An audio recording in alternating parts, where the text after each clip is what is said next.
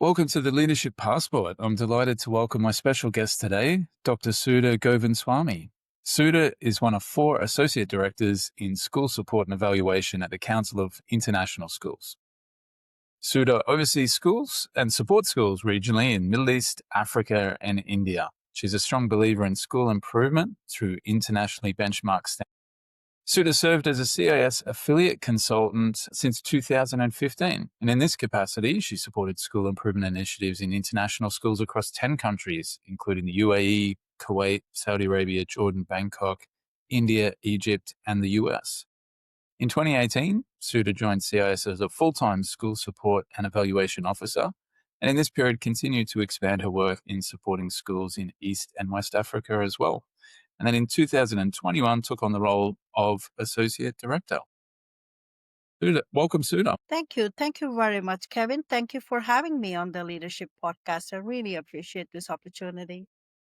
It's great to have you here, and I'm looking forward to our conversation today. So you shared with me earlier that you ran away from home when you were 9 years old, but it was relatively short-lived. What were you? What was going on? Yeah, it's interesting, isn't it? As a child, you begin to show some of the traits of what your adult life will look like. But thankfully, I haven't run away from home ever since I became an adult. But as a child, it was just, I always felt, one could make a difference if you tried. And sometimes very poorly, but at least you knew you had the agency to try.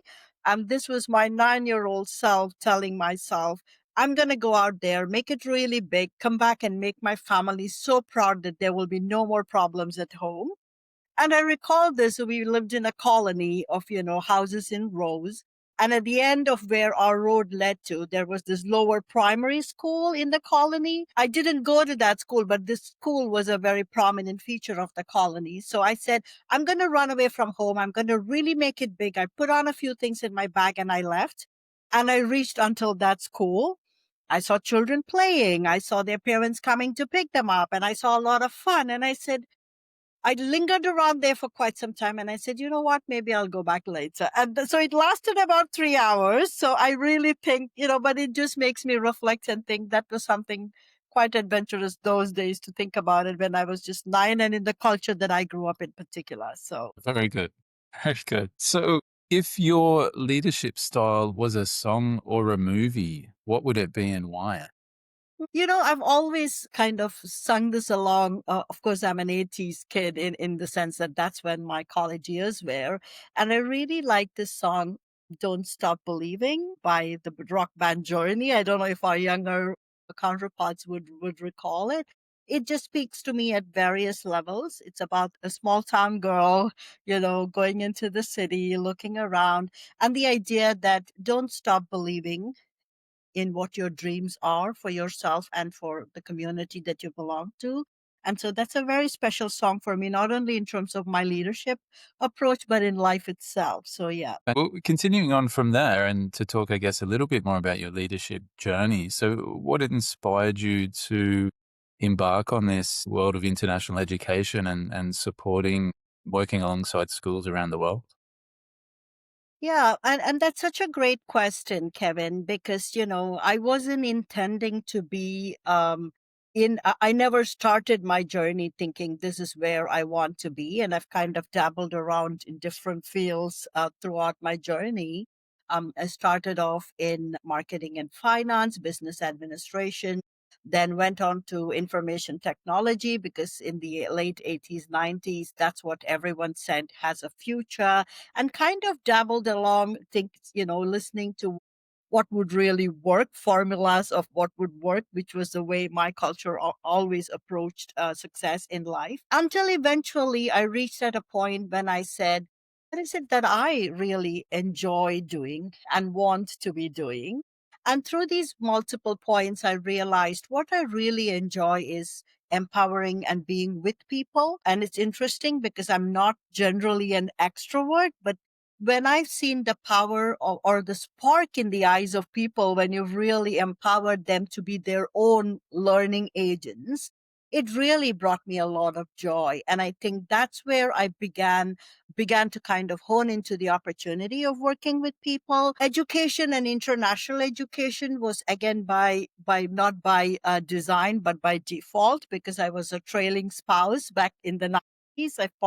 Followed my husband to the Middle East. And what would one do in the 90s when you are around here? You have a lot of time. Well, I can become an educator in a school for a short while and let me give that a try. And that's how it began.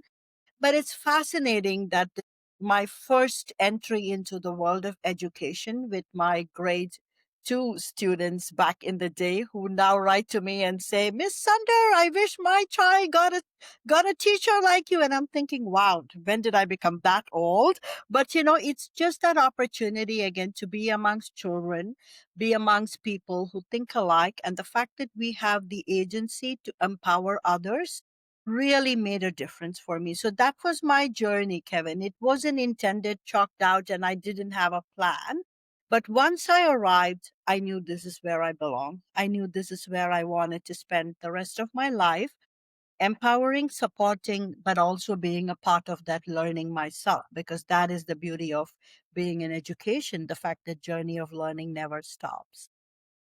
And we mentioned before, in terms of learning never stops, you mentioned before, the range of different countries and regions and continents that you've worked across, all kinds of different cultures and languages. What's been some of your biggest learning or aha moments in your interactions around the world?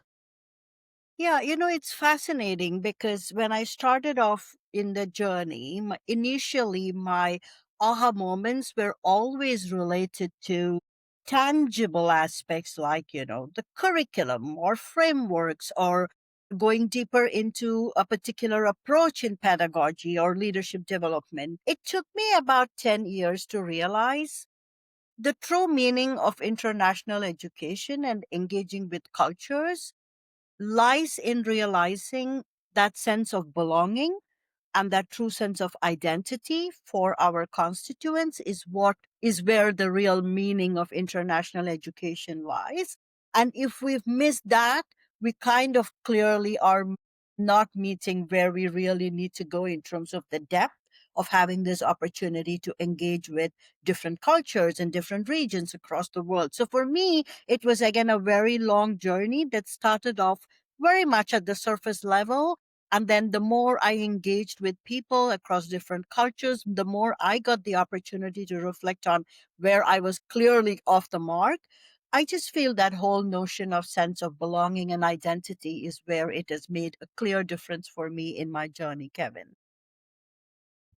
And it's funny to hear how common those thoughts are amongst people who are experienced and working across international education and across different cultures and countries. And you often hear as well that the more people engage in different cultures and work around different places and with different people, the more curious they become, and the more they realize how little we actually know. As the more that you find out about um, you know, the world around us. Absolutely. Education is indeed a progressive discovery of your ignorance and how little we actually knew, right? And I think that's what makes the journey so fascinating, because there's never a moment where I'm not feeling humbled by just this opportunity to engage with such wonderful minds and thought leaders and educators who really feel we are continuously learning, but in that process of learning and learning, because learning always doesn't bring success, there's always failure also as a part of learning. But in that process, we are in this together.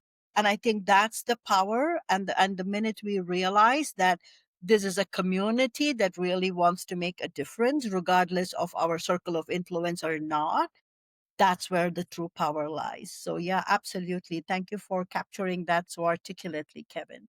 And if we talk a little bit about some of the realities of leadership, what's one of the toughest leadership challenges you've faced, and how did you navigate it?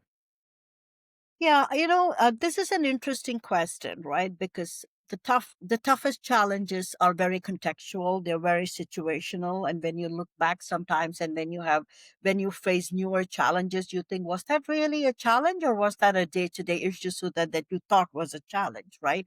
But if I think about conceptually the whole notion of being challenged in leadership, I would say it's often arisen from the fact that there has been misalignment of stakeholder perspective. So, for example, where the board's way of looking at a particular issue is very misaligned with what the leadership is looking at, or where a parent's perspective on what a child's success should look like is very misaligned with what the teacher feels it should look like. So I think the largest of challenges or the biggest of challenges have emerged from that misalignment of stakeholder perspectives. And I think how we've always navigated through that, because it's very complex, right? And the reason why that is complex is because there we are kind of questioning and challenging assumptions, behaviors, norms, cultures, right? Because stakeholder perspectives are informed by this. And I think I've always navigated those very complex and nuanced situations is by going back to our purpose, going back to our shared values, and to say, yes, we have different cultural perspectives or the way we approach this, but being a part of this organization, who we are and what defines our purpose. And that takes kind of the personal, it diffuses that personal tension and allows us to realign with our purpose and our values. And I think that's been again a very big learning for me, right? Because back in the day, where I would go into meetings thinking, how can I bring my knowledge to the table to kind of resolve the situation, to shifting gears to say, how can we collectively revisit our purpose and our shared values so that we approach the situation through that perspective? And that's been a huge, I say that in a few minutes, but that's been another journey of almost a decade for me. But I think that's where the power truly lies, as far as I have seen, in helping us kind of resolve some of those deeply rooted cultural norms and oftentimes biases that we don't even realize exist within us. We're talking about shared values and bringing it back to shared values, because quite often when there is that misalignment that you talk about, or a disagreement or a difference of opinion or perspective, we want to focus on that difference and we want to try and work that difference, or solve the problem rather than taking a few steps back and looking at all the things we actually have in common. Look, these are all the things we agree on. We agree, depending on the situation, we agree we both want what's best for your child, or we want what is best for this school. Plenty of things we have in agreement. Perhaps how we get there is something we can work on together. I love how you framed that. Exactly. So, is there a particular leadership practice or habit or approach that has really changed the game for you and, helped you to have some of these difficult or challenging conversations and interactions, perhaps? Yeah, I would say listening before leading, listening to understand rather than listening to respond. And again, from the culture that I've come from, where a leader is supposed to have all the right answers, to shifting gears to say, let's explore this together and tell me more, has been a huge learning curve for me, Kevin.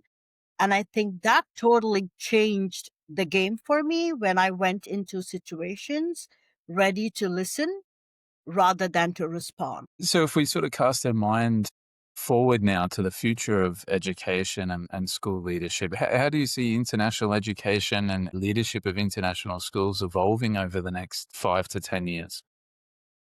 That's such a fascinating question, Kevin. And I say that because if there is one thing that the pandemic taught us, it is about what sort of approaches to leadership clearly survive the unforeseen, volatile, completely unpredictable nature of the education landscape that we are in. And I think what I've learned from those experiences and engaging with school leaders at that period of time is that leadership should focus more on building empowered communities, building self sustainable communities of practice rather than the notion of leading from the front. And we've seen organizations emerge more effectively from the pandemic when they already had that sort of an approach deeply embedded in their value system versus where one would always look to a core group of people or a leader for all the answers. So I would say the future of leadership is about empowering, building empowered and sustained communities and adding value to individuals in that way. If you could change one thing about international education and leadership of it as stewardship of international schools, what would it be? If you had a magic wand, what would it look like? What would you pick? Yeah, I just wish, my magic wand, or probably I actually don't need a magic wand, because what I think is, and I'm a very, probably you realize this in my conversations, I'm quite practical when it comes to when we have to get into action. And I think in my magic wand of leadership, if I were to go back, what I would do more of would be to invite more open ended, innovative dialogue versus looking for the right answers. So I think there is a lot of power in that, and being open to different perspectives in a genuine way, and the approach to understand versus again to respond. So that would be my biggest takeaway for leaders in the future as well. So, example, I was in the school a week ago, and they invite what they call an innovation tournament where they choose up. So it's not like an open suggestion box, but rather a particular focus area where community members can actually voice their ideas of innovatively problem solving. And I think there's a lot of potential in that. And I go back to the thread of community again, empowered community in this approach as well. Yeah, fantastic. It's kind of the approach of crowdsourcing problems and innovation and Absolutely. solutions. Absolutely. A couple of quick questions to wrap things up. What's your favorite book on leadership or life or anything really? Yeah, like you and like many of us, I've had many favorite books over time, but I think one of the books I keep reading and revisiting is by Robin Sharma. It's called The Leader Who Had No Title, and it holds a lot of power in my thinking only because it doesn't sync leadership to a title or to a position, but rather the opportunity to serve. And I think that's one of my all-time favorite books. And I think that kind of notion we see in schools all the time when we go and visit them, those people without necessarily a title who are very clearly in leadership roles in the school, whether that be as a teacher or an educational assistant, doing just really wonderful things, leading by example without any authority or anything else, as it were, but just getting on with it and doing amazing things. Yeah. That's basically the story of my life in a nutshell, Kevin. I've never waited for a title, or if I saw something that could be done and that I could be part of, I've always volunteered. It's not always brought great results. It's also led to some misunderstandings, but the idea that if there is something we can do, let's do this. We don't have to wait for something to be, by a title or by a name. If we can make a change, why not do it today? So that's always been my approach. And I've been humbled by the trust that I've received over the years in my engagements. What's one thing that you do daily that helps you to lead better? I would say, as I've gotten older, I would say word choice. I'm extremely mindful of my word choice because I've realized words have power. A leader, past or present, that you admire? Our leader is very tough, for the number of years that I've been in this. And so I'll quickly share three of my top gurus that I actually go back to every single day. So I would say, not in any particular order, but definitely Dr. Lynn Erickson, who's of course globally renowned for the fantastic work she's done on teaching for conceptual understanding. But for me, she's been a great role model in terms of modeling vulnerability in leadership, particularly as a woman, what you go through in juggling your priorities as a family and what you need to accomplish. The other person that I always think about and sometimes, truly kind of engage in deeper conversations, Dr. Mary Hayden, who was also my dissertation supervisor at the University of Bath. And Dr. Hayden taught me what it means to have a keen eye for what essentially matters. So, how do you kind of remove the noise and kind of bring to the top what essentially matters? And last and definitely not the least, Kevin Simpson, who continues to be a good friend and a mentor. And I think about Kevin, if leadership had a fearless face, that's Kevin Simpson for you. So yeah, these are my always go-to gurus, have been and will always be. And finally, the best advice you've ever received. Best advice. I'll talk about something that happened very recently this week, and the advice I received: you cannot pour from an empty cup. And I think that goes out to all the leaders out there. Leadership is complex. It's very draining psychologically, emotionally, physically, socially. So someone sent me a message saying, Sudha, take care of yourself. And that's what I want to showcase to the world as well. Well, that sounds like a great piece of advice and a great thought to leave things on. So thank you so much for joining me today, Sudha. I've really enjoyed our conversation, and all the best. Thank you so much. Thank you very much, Kevin. Thank you for having me. Thanks so much for listening to the episode. If you enjoyed this conversation, don't forget to subscribe, like, follow, etc. Drop a comment below to let me know anything you'd like covered in upcoming episodes or suggestions for future guests. You can also connect with me on Instagram and LinkedIn.